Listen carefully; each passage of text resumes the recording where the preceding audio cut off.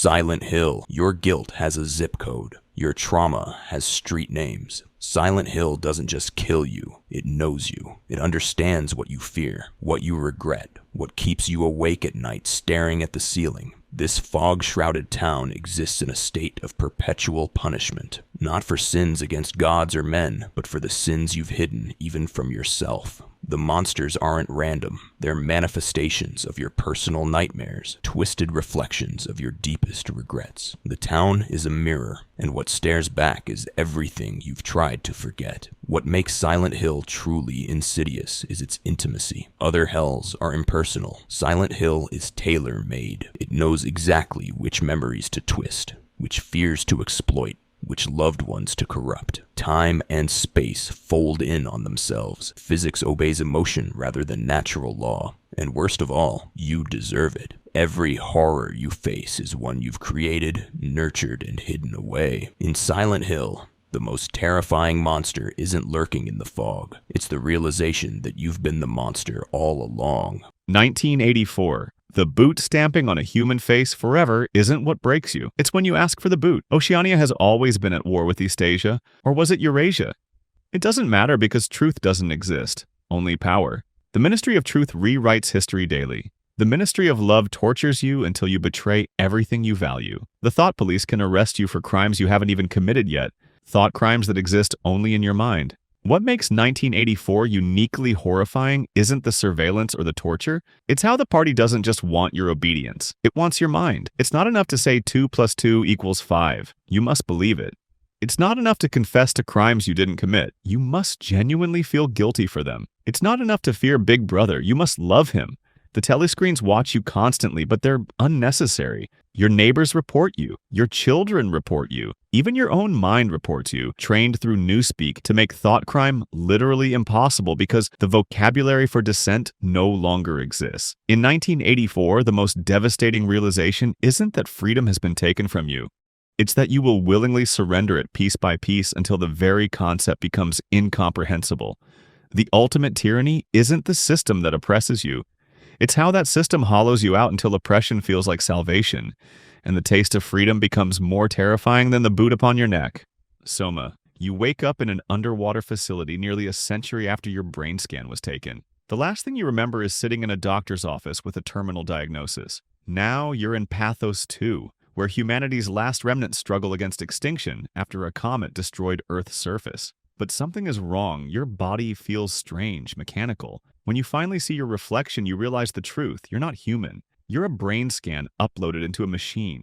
The true horror of SOMA isn't the dark corridors or the mutated creatures that stalk them. It's the philosophical abyss it forces you to confront. What makes you, you? If your consciousness is copied, which version is real? Both? Neither. When you transfer your mind to another body, leaving your previous self conscious and abandoned, have you actually transferred anything, or merely created a copy that believes it's the original? As you navigate Pathos 2, you encounter others like you, human minds trapped in robots, convinced they're still flesh and blood. Some, when shown their mechanical reality, shut down entirely. The human mind cannot bear certain truths. In SOMA, the most devastating revelation isn't that humanity is extinct, or that monsters lurk in the deep. It's the realization that personhood itself is a fragile illusion, easily copied, transferred, or terminated. Your sense of continuous identity is a comforting lie, and what you call yourself is just electrical patterns that can be duplicated, leaving you to wonder which version of you deserves to exist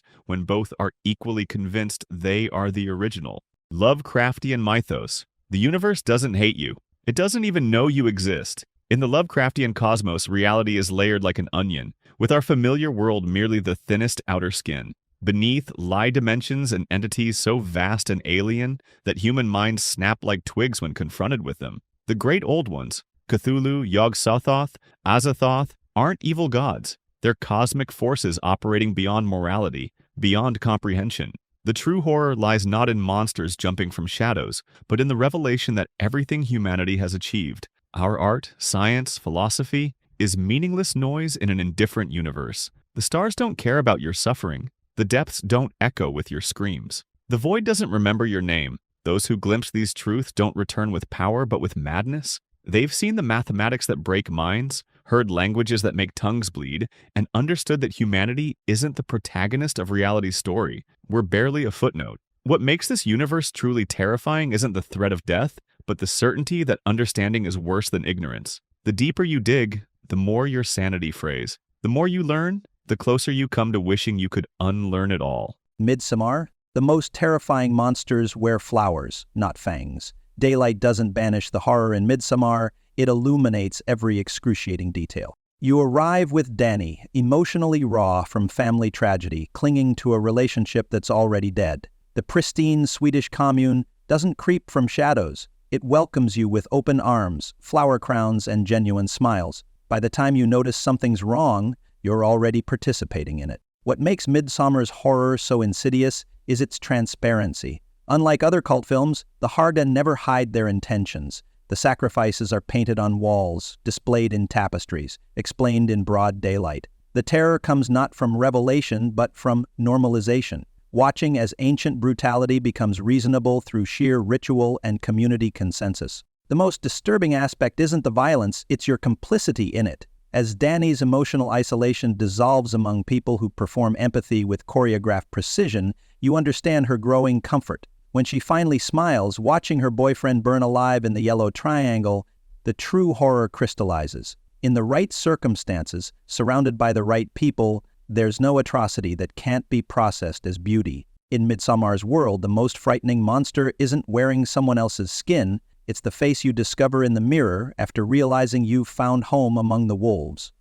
The monster. Some beasts hunt in the woods, others grow in your heart. Kathy and her daughter Lizzie are stranded on a deserted road, their relationship as broken as their car. The creature circling in the rain isn't just a predator, it's a manifestation. What makes this world uniquely disturbing isn't the snarling beast with razor teeth, it's the mother who's already wounded her child more deeply than any monster could. Through flashbacks, we witness Kathy's addiction, her neglect, her verbal cruelty, transformations more horrific than any physical metamorphosis. The claustrophobia of their car becomes a confessional space where years of damage surface between creature attacks. The most insidious aspect is how the external threat reveals the strength of their bond despite its toxicity. The monster hunting them is straightforward in its hunger, honest in its intentions, unlike the love that has sustained and poisoned them simultaneously. When protection requires sacrifice, Kathy's redemption doesn't feel triumphant, it feels like the least she could do. Unlike traditional creature features, the moments between attacks carry more dread than the violence itself. Each quiet beat forces mother and daughter to face what they've been to each other, predator and prey, in their own domestic ecosystem. In the monsters universe, the most devastating revelation isn't that creatures lurk in the darkness, it's that surviving them might require confronting the more complex monsters you've created in your own home with your own hands, through years of small, unforgivable choices. The SCP Foundation. The most dangerous weapon isn't a bomb or a virus. It's information. In the world of the SCP Foundation, knowing too much is a terminal diagnosis. Scattered across unmarked facilities, objects and entities defy reality itself. A statue that only moves when you blink. A staircase that never ends. A plague doctor whose touch rewrites your body into something unrecognizable. The Foundation doesn't just contain monsters, it contains concepts. Ideas that once understood cannot be unlearned. The true horror isn't what's locked behind those doors. It's the realization that they're never truly sealed. Every containment is temporary, every protocol a desperate stopgap. The O5 Council knows this. The researchers know this. Even the D-Class personnel, disposable humans sacrificed monthly to feed the things we cannot kill, sense this truth. The veil between normality and annihilation is paper-thin, maintained by overworked humans making increasingly questionable moral compromises. In the SCP universe, ignorance isn't just bliss, it's survival. The greatest kindness the Foundation offers humanity is the lie that the world makes sense, that there are rules that cannot be broken. But you know better now, and that knowledge has already marked you. In the world of SCP, the most terrifying realization isn't that monsters exist, it's that sometimes containing them requires becoming one. Blame. You wake up in an endless city, not a city of millions, a city of billions of empty floors that stretch beyond comprehension, a megastructure so vast that entire civilizations have risen and fallen without ever finding its boundaries. This is Blame, a decaying technological nightmare where humanity has been forgotten. The city never stops growing. Automated construction systems have been building for millennia, creating a labyrinth of metal and concrete where distances are measured not in miles, but in levels of technological horror. A single room might be the size of Manhattan. A hallway might take generations to traverse. But you're not alone. The safeguards, merciless AI constructs, hunt the few remaining humans, not to eliminate an infestation, but to exterminate a mathematical error. You aren't even worthy of hatred. You're a rounding mistake in their calculations. The few humans who remain have devolved into something barely recognizable, huddled in forgotten corners of a structure built by gods they can no longer comprehend. In Blame, humanity's greatest achievement became its tomb, a prison so vast you'll never see the walls, yet so confining you'll never truly live. Dark Netflix. Time isn't a river flowing in one direction. It's a knot eternally tangled with itself. In the small town of Linden, you discover that your grandfather is also your son. The woman you loved was once the girl you grew up with, who will become the elderly neighbor who guided your first steps. Every attempt to break the cycle only ensures its continuation. Every effort to save a loved one guarantees their suffering. The cave system beneath the town connects not just to other places, but to other times. 1953, 1986, 2019, 2052, creating a closed loop of cause and effect, where the future creates the past, which creates the future. Rain falls upward. Dead birds drop from the sky in masses. Children disappear, only to emerge decades earlier or later, aged or unaged. Family trees don't branch, they circle. Free will becomes a cruel illusion when your choices were determined by actions your future self already took. The apocalypse isn't coming. It's already happened, is happening, will always happen, caused by efforts to prevent it. In Dark's universe, the most terrifying revelation isn't that time travel exists. It's that time itself is a prison, and every moment of your existence, past, present, and future, is just another cell in that eternal confinement. The Backrooms. One misstep, one moment of imbalance, 1 second where you clip through what you thought was solid ground, and suddenly you're somewhere else. The Backrooms represent our collective nightmare of liminal spaces, those transitional areas we pass through without thought. Empty office corridors, abandoned malls, vacant hotel hallways. But here, these spaces extend forever. Endless yellow walls, buzzing fluorescent lights that never turn off, moist carpet that squelches underfoot, the air thick with the scent of aged paper and mildew. What makes the Backrooms uniquely disturbing is its mundanity. There are no tentacled horrors here, at first, just the crushing sameness of corporate anonymity stretched into infinity. Time loses meaning as you wander rooms that seem designed by algorithms rather than architects. Identical corridors that somehow never connect the same way twice. The true terror creeps in gradually. The distant sounds of footsteps when you're alone. The shadows that move differently than they should. The growing certainty that something else is here, hunting through these impossible spaces. But the most profound horror comes with the realization that the longer you stay, the more you belong. The outside world feels increasingly like a dream you once had. Your memories grow fuzzy while the yellow hallways become sharper, more real. Your identity dissolves into the monotony until you can't remember why you wanted to leave in the first place. In the Backrooms, the monster isn't what finds you, it's what you become. The witch. The wilderness isn't empty, it's watching. The trees that surround the banished family and the witch aren't barriers to civilization. They're witnesses to your unraveling. New England, 1630. A family's religious conviction exiles them to the forest's edge. Their crops fail, their infant vanishes, and the woods darken with unnatural presence. What makes this world uniquely terrifying isn't black magic or satanic goats. It's how seamlessly supernatural evil flows from natural hardship. The line between divine test and demonic torment blurs until they become indistinguishable. The most insidious aspect is how the family's faith, meant to protect them, accelerates their destruction. Every prayer that goes unanswered weakens their spiritual armor. Every biblical interpretation becomes another crack for something ancient to slip through. Their religion doesn't combat the darkness, it provides the lexicon that gives darkness form. Young Thomason doesn't choose corruption, she inherits it, first through Eve's original sin, then through accusations that transform her from daughter to witch, through nothing but repetition and fear. When she finally signs the Devil's Book, It feels less like damnation and more like the first honest choice she's been allowed to make. In the witch's universe, the most devastating revelation isn't that evil exists in the woods, it's that it was carried there in the hearts of the faithful, nurtured by the very beliefs meant to keep it at bay.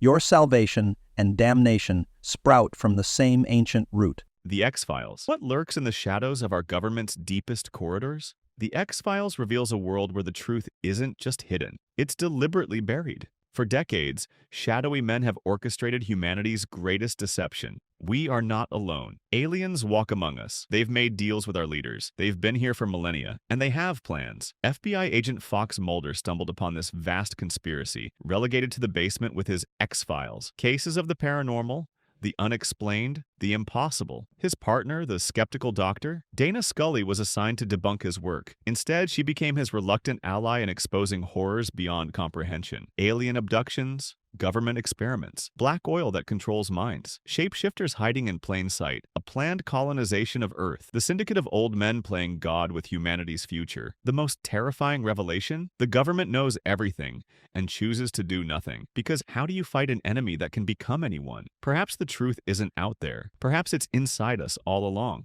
The mist. The fog isn't hiding the monsters. It's hiding what they've done to reality. One moment, you're in a small Maine town after a storm. The next, an unnatural mist engulfs everything. You take shelter in a supermarket with others, watching as the white blankness presses against the windows like something solid. Then you see them, creatures that should not exist. Spiders the size of dogs, flying things with leathery wings and too many eyes, tentacles that could belong to something larger than the entire building. The mist hasn't brought monsters. It's brought an entire ecosystem, one that sees humans as a new food source. But the real horror isn't the creatures. It's watching civilization collapse in hours. The religious zealot who gains followers as fear spreads. The military man who confesses this was their fault. A project called Arrowhead that opened a door to another dimension. The way people turn on each other faster than they unite against the real threat. You have a choice. Stay inside and slowly starve, or step into the mist and face whatever waits there. Both options end the same way. There is no escape, only different forms of suffering. In the mist, the monster that destroys you won't be the one with tentacles or claws. It will be the realization that humanity was only ever one thin veil away from extinction. Uzumaki. Your town seems normal until you notice the patterns. Spirals in the clouds, in the flowing water, in the arrangement of houses seen from the hillside.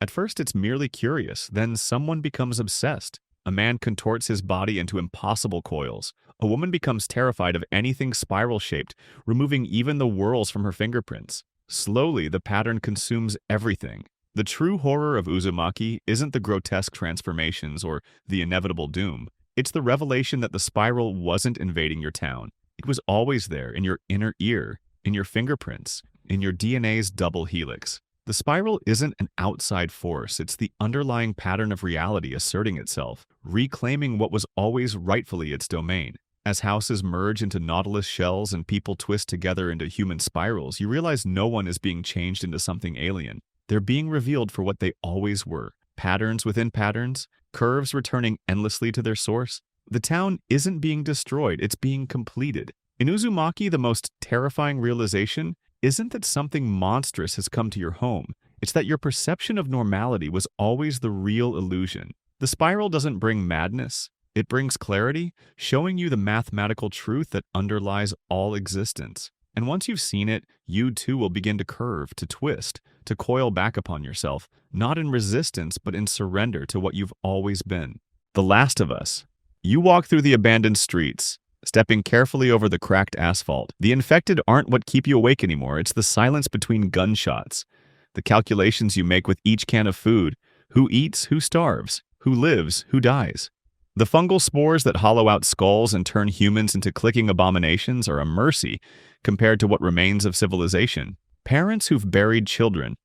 Children who've had to put down parents. The smell of smoke always lingers, never knowing if it's a campfire or a pyre. You tell yourself you're surviving, but what parts of you are left? You've killed for medicine, for weapons, for a moment's safety. The people you travel with know what you've done. You know what they've done. Trust is a luxury more rare than bullets. Love is a vulnerability you can't afford. The infected follow biological imperatives. They have no choice. But every day you choose what pieces of your humanity to sacrifice. The true horror of this world isn't in the jaws of the infected. It's reflected in the eyes of survivors who've done unspeakable things and would do them again without hesitation.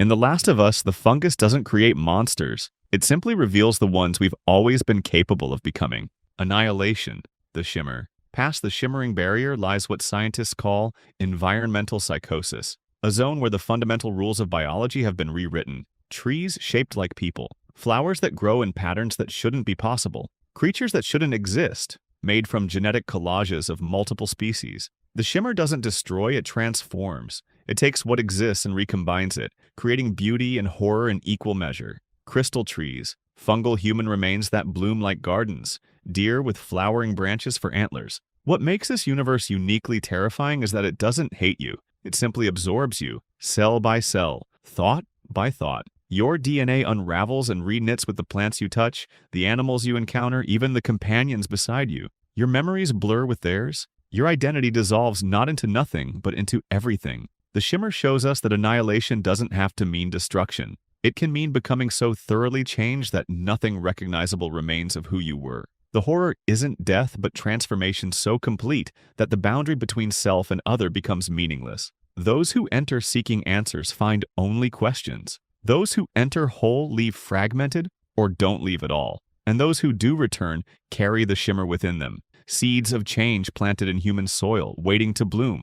Resident Evil universe. The pharmaceutical giant called it progress. The military called it an opportunity. The board of directors called it profitable. Now the streets run red with something that used to be blood, and the air fills with sounds that used to be human. The T-virus doesn't just kill, it corrupts, it transforms, it weaponizes human flesh against itself. A bite spreads the infection, a scratch, a breath too close to the wrong person. The transformation is not swift or merciful. You remain conscious as your body betrays you, as your thoughts fragment and hunger replaces everything you once were.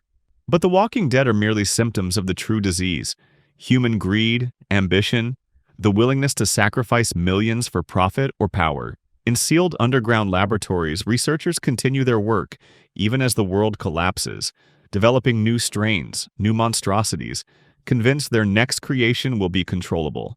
Military units hunt through the ruins, collecting samples, executing survivors who have seen too much. Corporate executives in distant safe zones calculate acceptable losses. In Resident Evil's universe, the horror isn't that science created monsters. It's that the monsters were always there, wearing suits, signing papers, making rational decisions that traded lives for market share. The virus merely gave them a more honest face. The Thing. You're surrounded by friends. You've never been more alone. Antarctica, a research station cut off from the world. A shape-shifting organism that can perfectly replicate any living thing it absorbs. Down to the cellular level. Down to memories and personality. You stare at your colleagues around the table. One of them isn't human anymore. Maybe more. They look human. They act human. They have the same memories, the same mannerisms, but inside there's something waiting to reveal itself. The true genius of the Thing isn't the creature's ability to mimic humans. It's how perfectly it weaponizes trust. Every interaction becomes a potential threat. Every moment of compassion could be your last mistake. Even your own body becomes suspect. How would you know if you've been replaced cell by cell? Would your consciousness continue while something else piloted your flesh? Fire doesn't kill it. Cold only slows it. If even one cell escapes, the infection continues. And if it reaches civilization, humanity would be extinct within years, replaced by perfect copies that only look human on the outside. In the universe of the Thing, isolation isn't what kills you. Connection is, and the most terrifying possibility isn't that you'll die in the Antarctic wastes. It's that something wearing your face will return to the world.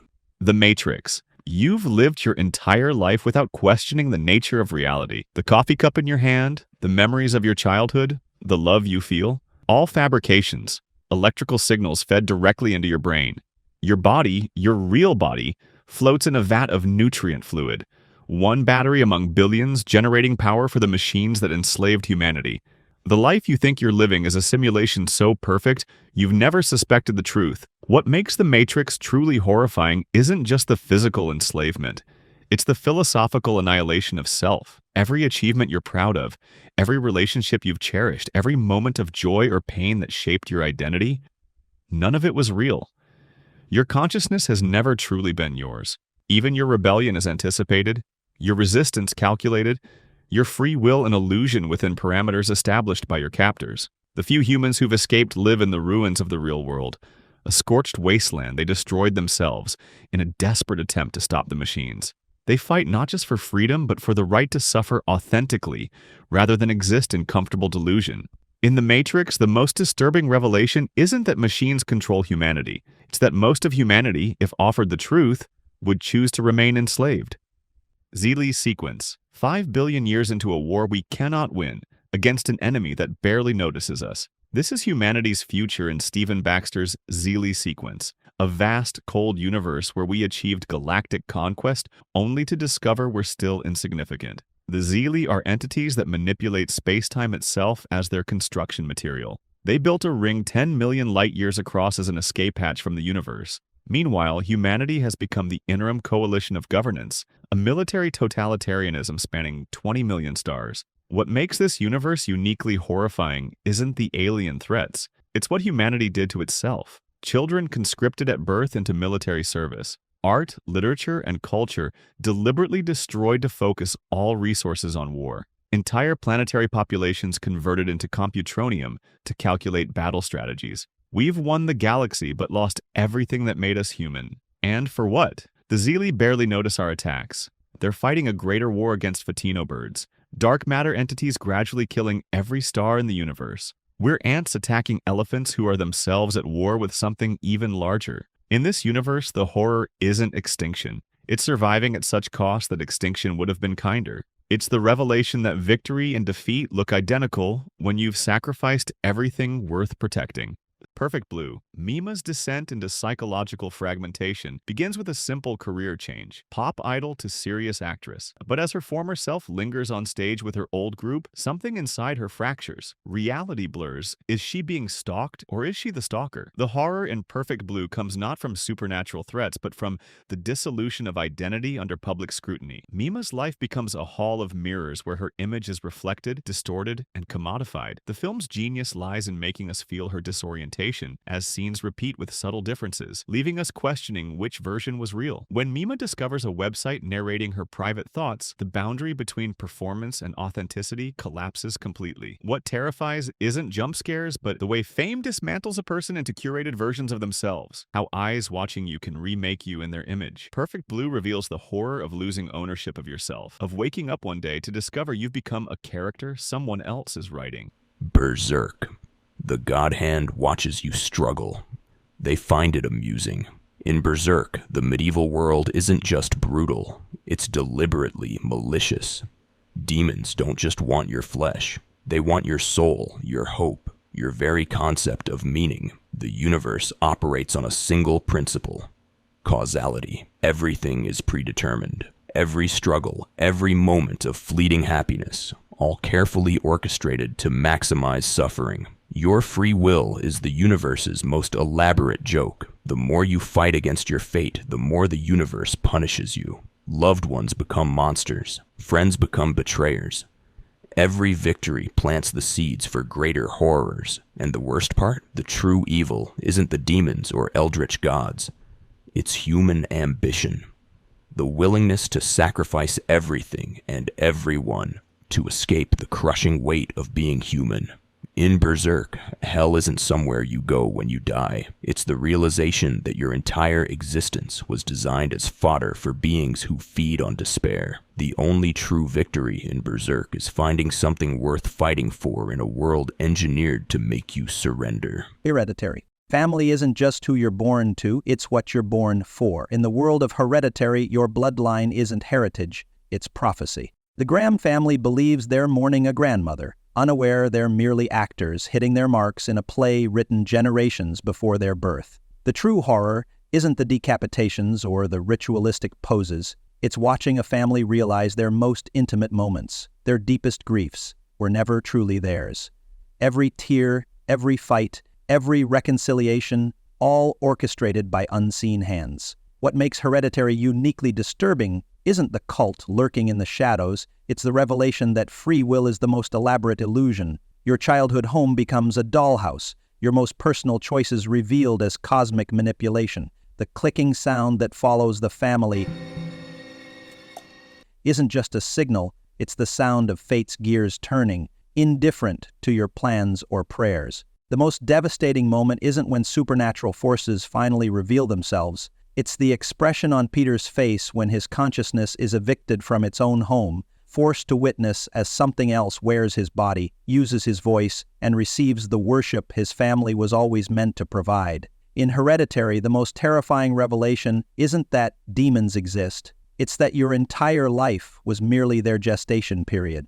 Made in Abyss, the Abyss calls to you, a massive pit descending into the unknown, layer by layer, each more beautiful and more hostile than the last. Explorers called cave raiders descend in search of relics, artifacts from a forgotten civilization. Children dream of making the journey, but the Abyss has rules, and they are written in blood and transformation. What makes the Abyss uniquely horrifying isn't just the creatures that lurk in its depths, or the increasingly alien landscapes, it's the curse. Ascend from its depths, and your humanity pays the price. A headache at first, then bleeding from every orifice, hallucinations, loss of humanity, and finally, at the deepest layers, complete physical distortion or death. The deeper you've gone, the more severe the price of return. But the true terror of the Abyss isn't physical. It's how it reveals the human willingness to sacrifice others. White Whistles, the most revered explorers, have all committed atrocities to achieve their status. Children are sent to train as raiders, their small bodies better adapting to the curse.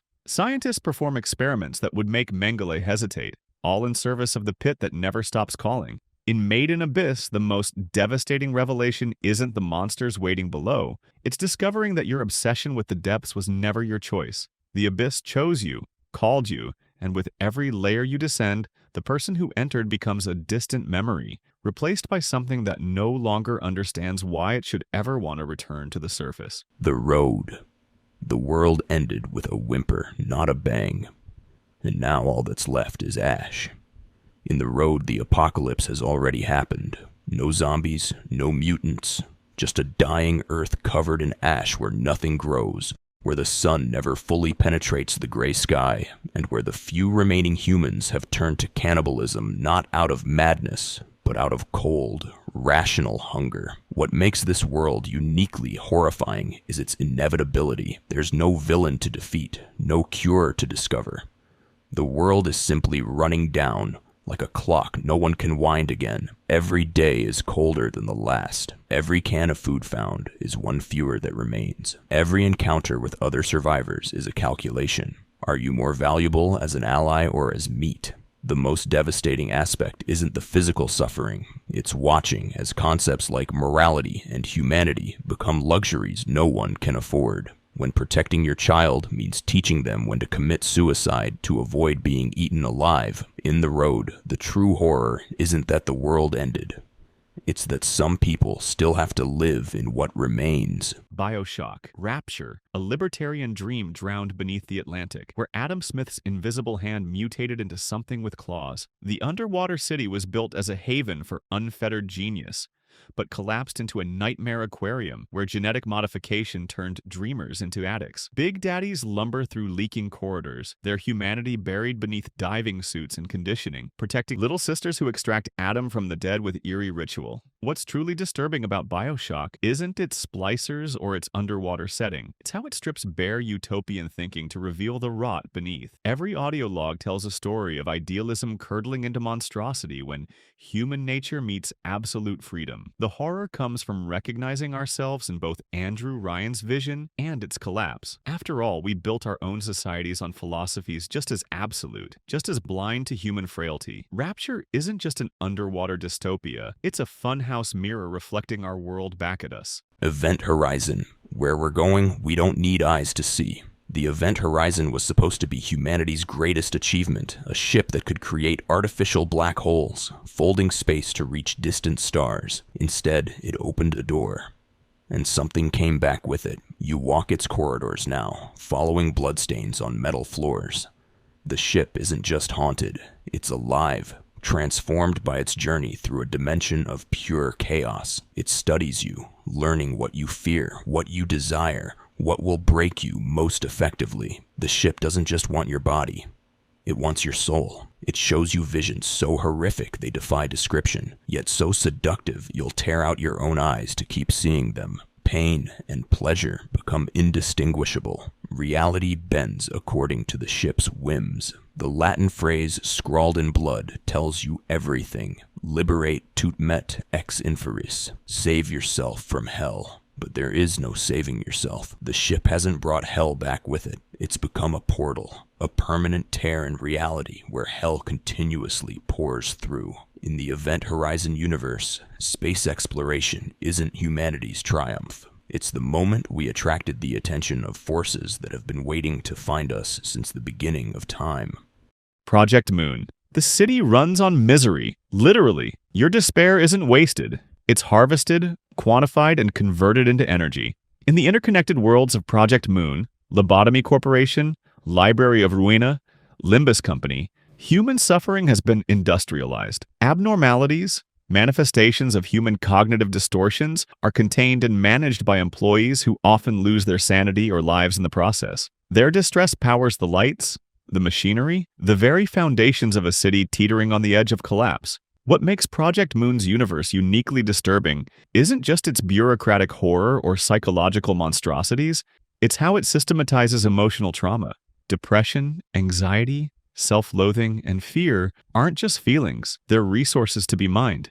The corporations don't just exploit your labor, they harvest the very essence of your psychological breakdown. As you rise through the ranks of these corporations, you discover that the entire city exists in precarious balance with entities beyond comprehension. The light, the arbitrary force of civilization and order. The ruins, the entropy that seeks to return all things to chaos. Humanity exists as fuel caught between these forces, their suffering converted into the currency that keeps the machinery of existence running. In Project Moon, the most terrifying realization isn't that monsters exist.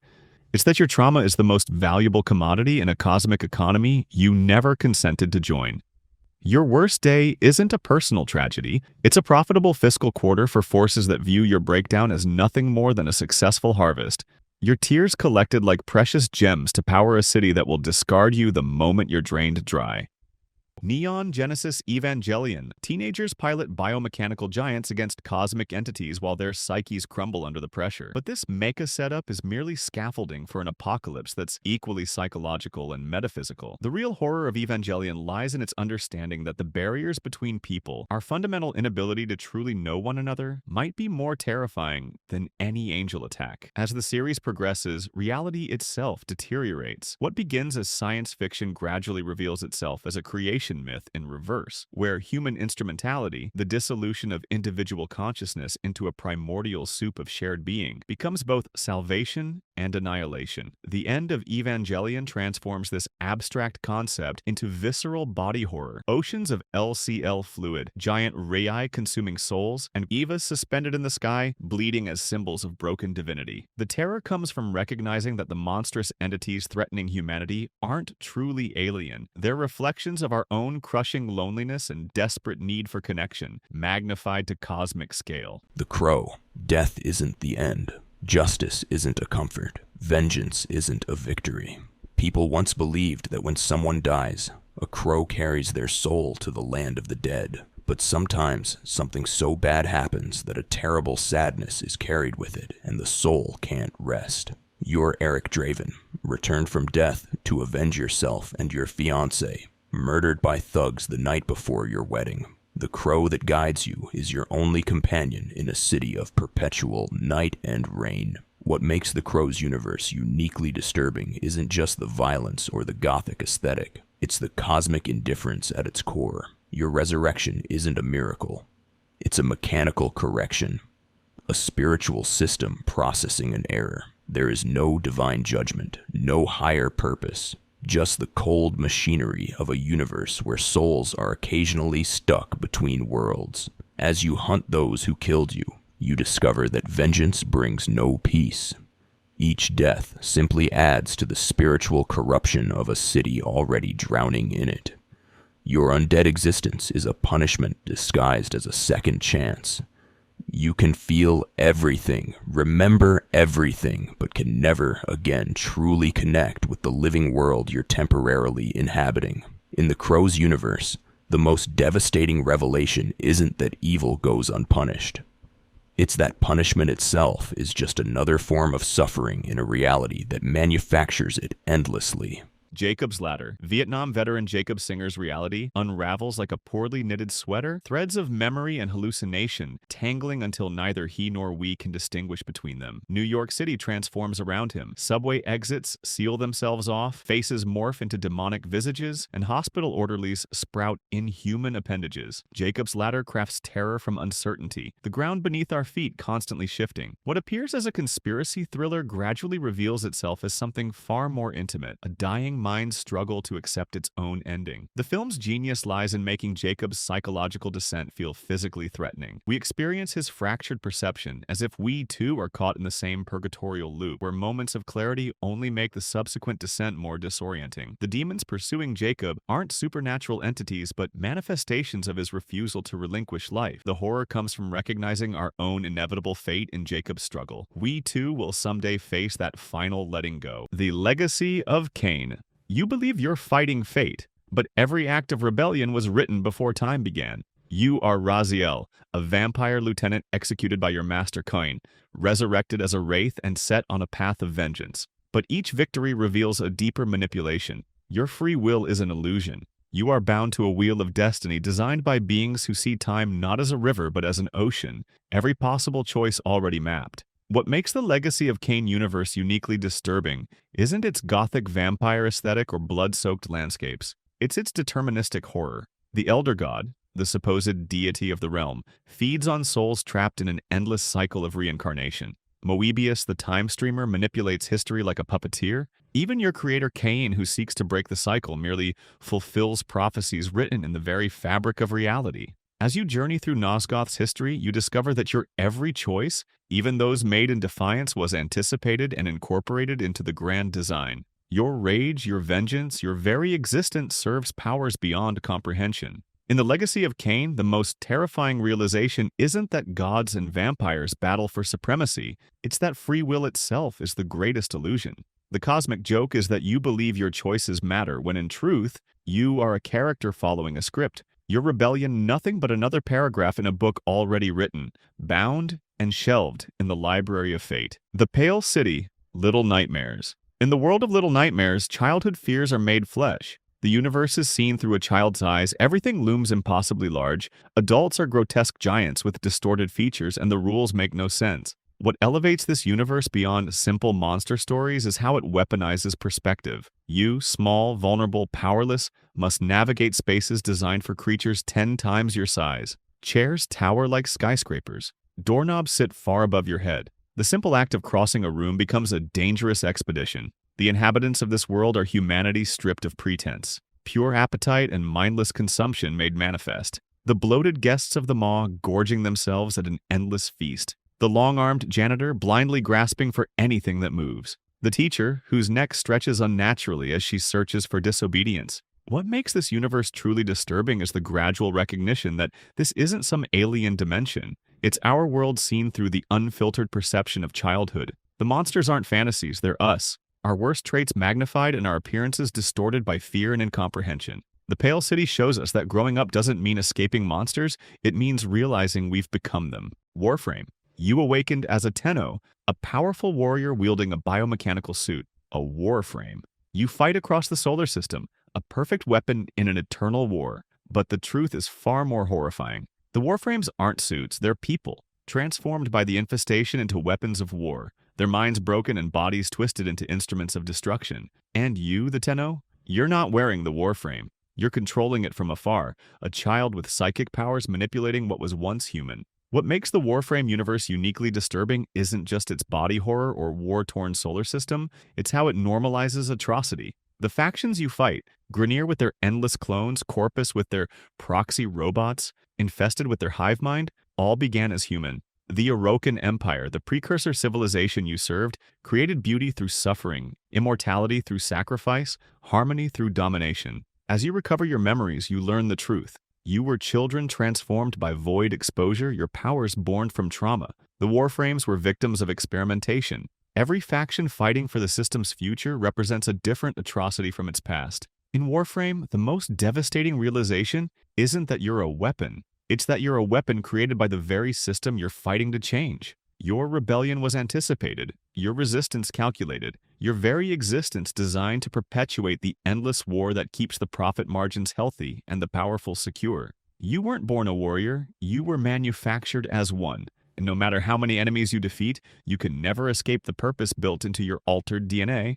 Dragon Ball Z, power beyond comprehension flows through your veins, yet it's never enough. With each battle won, each transformation achieved, the scale of threats expands exponentially. Gods of destruction, immortal tyrants, entities capable of erasing entire universes with a thought. The golden aura of a Super Saiyan once seemed the pinnacle of achievement. Now, such power is barely adequate for the weakest of foes. Planets shatter as collateral damage from your conflicts. The fabric of reality strains against the forces you command. But with this cosmic escalation comes a terrible isolation. How can you live among ordinary people when a moment's lapse in control could vaporize cities? How can you form connections knowing everyone you love is fragile compared to the beings that hunt you? Each new level of power achieved doesn't bring security. It attracts stronger enemies, creates greater responsibilities. The universe becomes a fragile thing you must constantly defend, not enjoy. In Dragon Ball Z's cosmos, the true horror isn't found in the villains who threaten existence. It's in the realization that godlike power doesn't free you. It chains you to an endless cycle of violence, forever climbing toward a summit that continuously recedes, forever responsible for protecting a world you can no longer truly be part of. The hole in the ground. A mother knows her child until she doesn't. Sarah moves her son Chris to a rural Irish home, fleeing an abusive relationship. Behind their property lies a massive sinkhole, a wound in the earth that seems to breathe with malevolent potential. What makes this world uniquely disturbing isn't the changeling folklore or the supernatural imposter, it's the erosion of maternal certainty. The true horror begins not when Chris changes, but in the moment Sarah first questions her own perception. Is the boy behaving strangely, or is her trauma distorting how she sees him? Is she protecting her son, or becoming the very threat she sought to escape? The hole itself is psychological quicksand. The more Sarah struggles against her doubts, the deeper she sinks into them. Each mundane inconsistency becomes evidence. Her son's appetite, his handwriting, the way he no longer flinches at spiders. Motherhood transforms from instinctual certainty to desperate detective work. The most devastating aspect is how isolation amplifies doubt. Without witnesses to confirm her suspicions, Sarah's maternal instinct becomes both her only guide and her most questionable compass. When she finally confronts the thing wearing her son's face, the relief of confirmation is more terrifying than the supernatural truth. In the Hole in the Ground's universe, the most frightening revelation isn't that something can replace your child, it's that you might have already failed them by doubting they were ever yours to begin with. The Nightland. Millions of years in the future, the sun has died. Earth spins in eternal darkness under a sky without stars. The last remnant of humanity lives within the last redoubt, a metal pyramid miles high surrounded by unimaginable horrors. In the darkness beyond stand the Watchers, enormous entities that have surrounded the pyramid for countless millennia, motionless, patient, waiting for the earth current that powers humanity's final fortress to fail. What makes the Nightland uniquely disturbing is its cosmic timescale. Humanity has survived for millions of years after the death of the sun, but only by becoming something barely recognizable as human. Communication happens through telepathy. Reproduction is mechanical. Emotions are distant memories preserved in ancient texts. The horror deepens with the revelation that extinction would be mercy. The Nightland doesn't kill. It transforms, it preserves, it waits. The Watchers have stood sentinel for geological epochs, patient beyond comprehension because time means nothing to them. And sometimes the machines of the last redoubt receive signals, telepathic cries for help from other humans, survivors of forgotten outposts, somehow alive in the darkness, hunted by things that were never meant to exist. In the Nightland, hope itself becomes torture, the desperate belief that something better must exist, somewhere beyond the eternal night, when all evidence suggests otherwise. The Binding of Isaac. The monsters in your basement have your mother's face. The nightmares chasing you wear your own skin. You're Isaac, a child hiding in the basement from a mother convinced God has commanded your sacrifice. Each room is filled with grotesque creatures, walking tumors, headless bodies, your own aborted siblings, all manifestations of a child's understanding of abuse, neglect, and religious terror. What makes Isaac's universe uniquely disturbing isn't just its body horror or religious trauma, it's how it demonstrates childhood pain, transforming into a self-perpetuating labyrinth. Each item that powers you up is some aspect of neglect. A pet's severed paw, mother's lipstick, a coat hanger with implications too dark to name. Your tears are your only weapon. Your suffering is your only strength. With each descent, the basement grows larger, the enemies more numerous, the bosses more personal. Your dead cat, your abusive mother, yourself corrupted by isolation and fear. You fight, you die, you begin again, trapped in a cycle as endless as trauma itself. In The Binding of Isaac, the most terrifying realization isn't the monsters you face. It's understanding that this basement is a creation of your own mind, a prison built from religious guilt and maternal rejection that will never let you escape because its walls are made from the very foundations of your identity. Your childhood trauma doesn't just haunt you, it is you, and you can no more escape it than you can escape your own skin. It comes at night. The door isn't keeping something out, it's keeping the truth in. In this post-apocalyptic nightmare, the red door separating your family from the outside world isn't protection, it's psychological quarantine. Paul has created rules to keep his family alive during a nameless plague. Two families now share the carefully controlled environment of his woodland home, united by suspicion disguised as cooperation. The titular "it" that comes at night isn't a monster stalking the forest. It's the human capacity for paranoia, the infectious distrust that spreads faster than any biological contagion. What makes this world uniquely horrifying is its ambiguity. The threat remains unseen, unconfirmed, possibly non-existent. The real infection is fear itself, how it warps love into suspicion, transforms protection into aggression, and renders compassion a deadly risk. Every nighttime noise, every unexplained illness becomes evidence for whatever horror you're already predisposed to believe in. The most devastating aspect isn't watching people die from disease, it's watching them kill each other over the mere possibility of infection. As Paul stands over the family he's executed out of necessity, the true horror crystallizes. In trying to protect his son from outside threats, he's transformed into something far more dangerous than whatever waits in the woods. In the universe of It Comes at Night, the most terrifying monster isn't hiding in the darkness beyond your home. It's emerging from the shadows inside the people you've chosen to trust. Eraserhead. Henry Spencer exists in an industrial wasteland where radiators conceal singing women and chickens bleed and twitch on dinner plates. His girlfriend delivers a monstrous, barely human child whose constant wailing fills their claustrophobic apartment. Eraserhead's horror emanates not from what it shows, but from what it withholds. Explanations, context, the comfort of narrative logic. The soundtrack never lets us forget the machinery surrounding Henry's world. Hissing pipes, grinding gears, the ambient drone of a society that produces without purpose. Each frame feels like a nightmare photograph discovered in an abandoned factory. The baby, a skinless reptilian creature, becomes the focal point of Henry's existential dread, the physical manifestation of his fear of parenthood and sexuality. Lynch creates terror through the mundane made strange. A pencil factory becomes a hellscape, a family dinner degenerates into primal chaos. When Henry finally severs his bond with the child,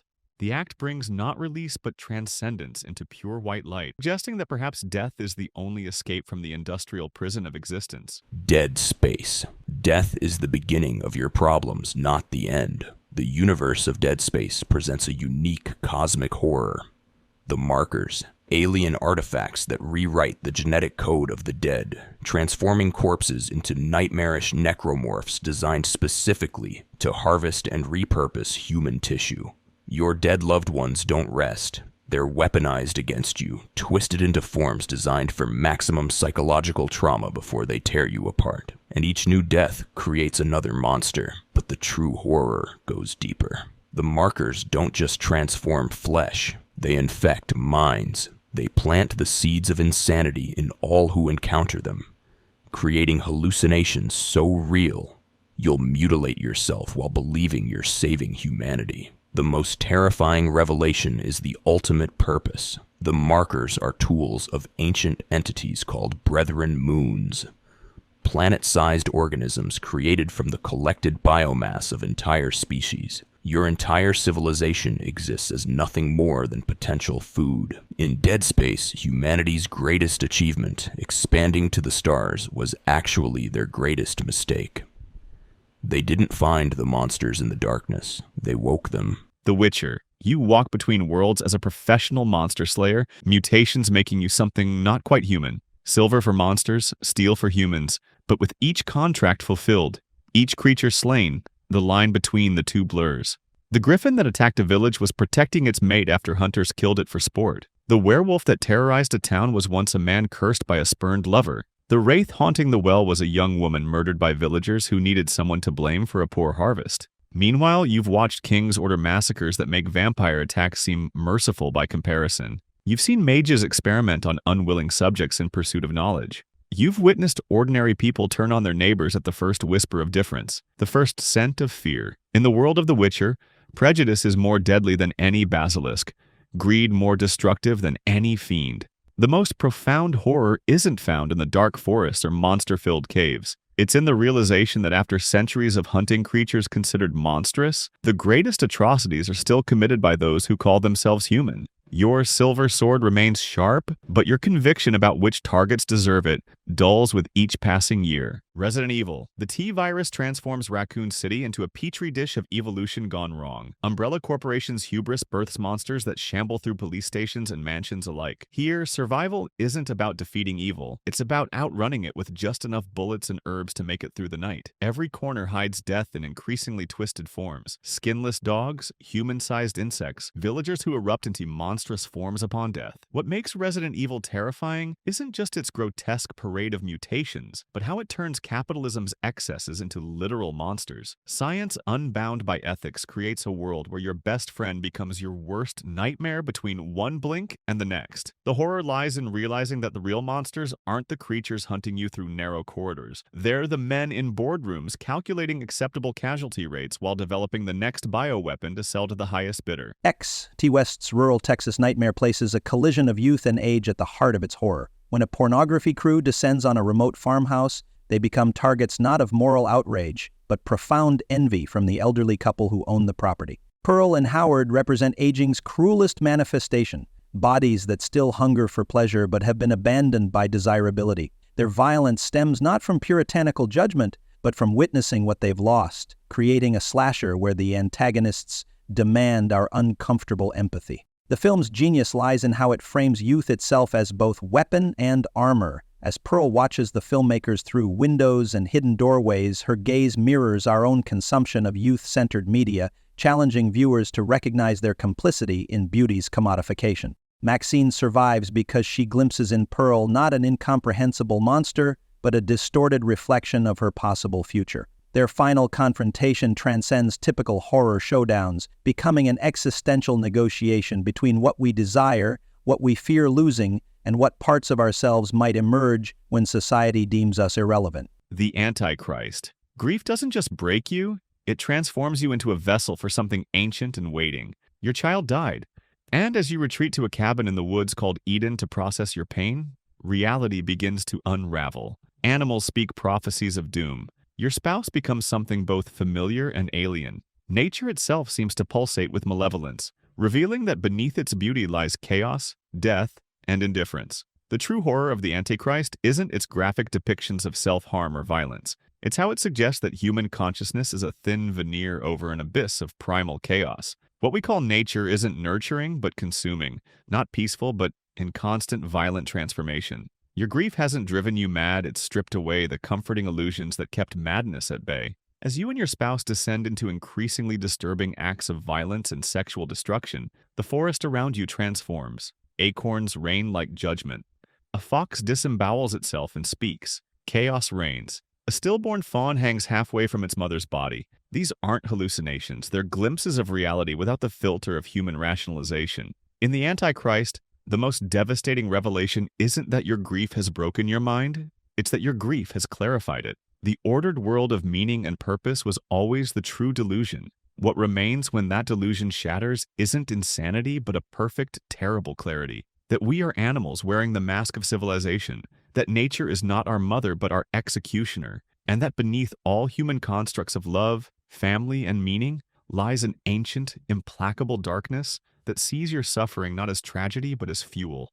Saint Maud. Salvation burns before it heals. In the cramped attic room where Maud prays, the floorboards dig into her knees, each splinter a tiny crucifixion she welcomes with increasing fervor. Once a secular nurse named Katie, now a self-christened religious caretaker, Maud believes God speaks directly to her. Her assignment? Save the soul of Amanda, a dying dancer whose hedonism represents everything Maud has rejected. But the ecstasy Maud feels during prayer blurs uncomfortably with physical pleasure, divine communication manifesting as full-body convulsions that leave her gasping on the floor. What makes this world uniquely disturbing isn't religious fanaticism, it's how thin the membrane between devotion and delusion becomes. Maud's perspective warps reality itself. Cockroaches transform into angelic messengers, while her own body becomes simultaneously sacred vessel and contemptible obstacle. The film's visual language shifts subtly between objective reality and Maud's hallucinations,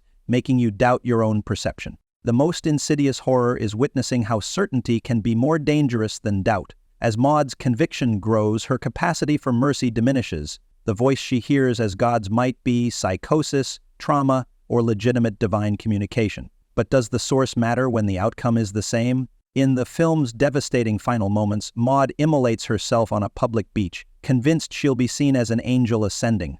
Reality briefly cuts through her delusion, but too late. In St. Maud's universe, the most terrifying revelation isn't that God might be silent, it's what humans will do to make him speak at any cost.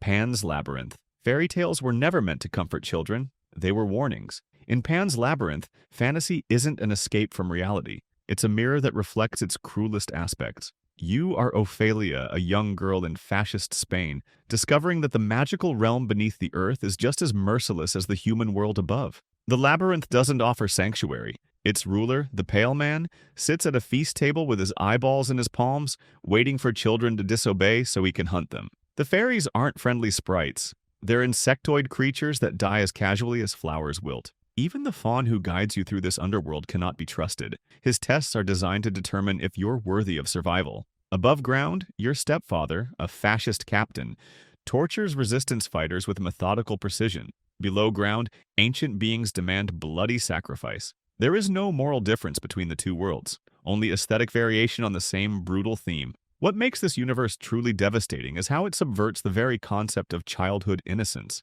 The magical realm doesn't protect you from the horrors of war and authoritarianism. It simply provides another language for understanding their inevitability. In Pan's Labyrinth, the cruelest revelation isn't that monsters exist, it's that they wear the faces of those who should protect you, and that escaping them may require becoming something monstrous yourself.